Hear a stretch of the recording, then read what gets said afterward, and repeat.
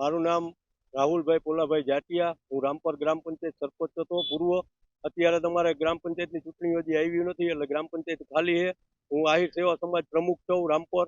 અને અમારે રામપર ગામથી આ જામનગર રાજકોટ હાઈવે થી જોડિયા કંડલાવાળા હાઈવે સુધીનો જોડતો આ રોડ છે. અંદાજે 25 થી 30 ગામડાને જોડતો રોડ છે. આ રોડ બહુ જ બેમિસાર ખરાબ છે. મોટા મોટા ખાડા પડી ગયા, ગાડીઓ કોઈ વાહન હાંકવામાં બહુ તકલીફ પડે.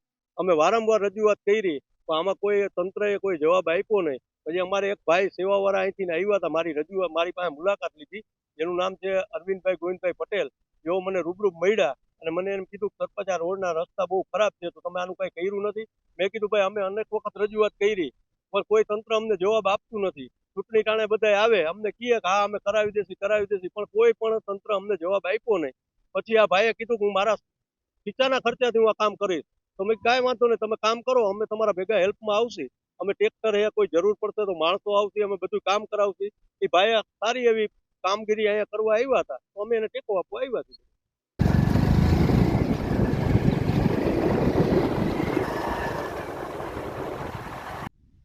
મારું નામ અરવિંદભાઈ ગોવિંદભાઈ પટેલ. અહીંયા આ રોડે હું નીકળ્યો, બાકી પોઝિશન ખાડાની જોઈ, બાકી અતિ ખરાબ હતી. બાકી આ રોડમાં ઘણી ટ્રાફિક રહી છે. બાકી જામનગર રાજકોટને જોડતો ને આમ જામનગર કંડલાને જોડતો. બાકી પોઝિશન ખરાબના હિસાબે મેં ગાંધીનગર 2 ધક્કા ખાધા, જામનગર 2 ધક્કા ખાધા અને અહીંયા ધોળ 2 ધક્કા ખાધા. આજ ક્યારે કોઈ આવતું નહોતું રિપેર કરવા. પછી મારા ઘરના ખર્ચે અહીંયા સરપંચ સાહેબને મળ્યો. બાકી કાંઈ વાંધો નહીં કે તમે કરી નાખો, કે આપણા બધાનો ફૂલ સપોર્ટ છે. બાકી એટલે આ મારા ખર્ચાથી અત્યારે 4 ટ્રેક્ટર, 1 JCB ને આગળ ફાટો અત્યારે કામ ચાલુ છે.